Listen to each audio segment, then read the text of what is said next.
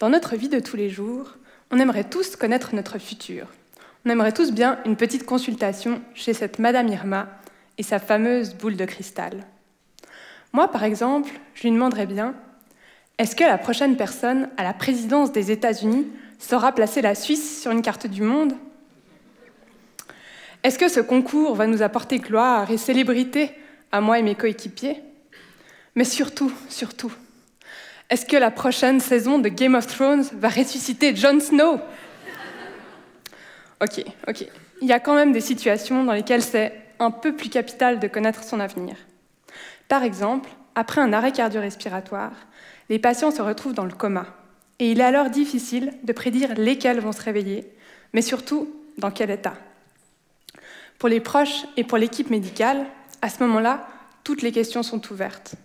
Est-ce que la personne va se réveiller et sera de retour, pareil qu'avant l'arrêt cardio-respiratoire ?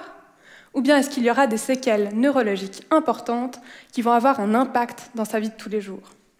Eh bien ça c'est ma question de thèse. C'est mon petit côté Madame Irma. Peut-on prédire déjà, pendant le coma, quels patients vont bien récupérer et quels autres auront besoin de plus de soins ? Pour faire ça, j'ai enregistré les ondes cérébrales des patients grâce à l'électroencéphalogramme, ce fameux bonnet truffé d'électrodes que vous voyez à l'image. Plus précisément, j'ai enregistré leur activité cérébrale en réponse à des sons. Et puis j'ai fait ça 2 fois, le premier jour du coma et le deuxième jour du coma, pour voir s'il y a une évolution dans le temps de la réponse cérébrale à ces sons. Ensuite, une fois que les patients se sont réveillés, j'ai testé leurs fonctions intellectuelles, comme par exemple leur capacité à se concentrer, à mémoriser ou à parler.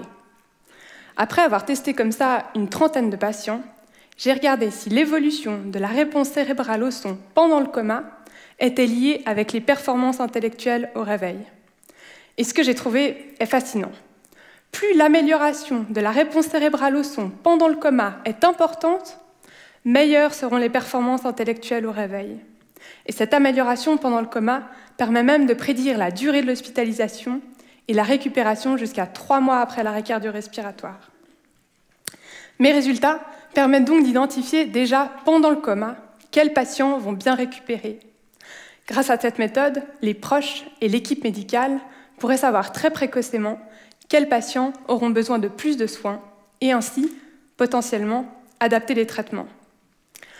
Madame Irma et toutes ces boules de cristal peuvent bien continuer de dire la bonne aventure. Moi, je prédis l'avenir des patients dans un bonnet d'électrodes.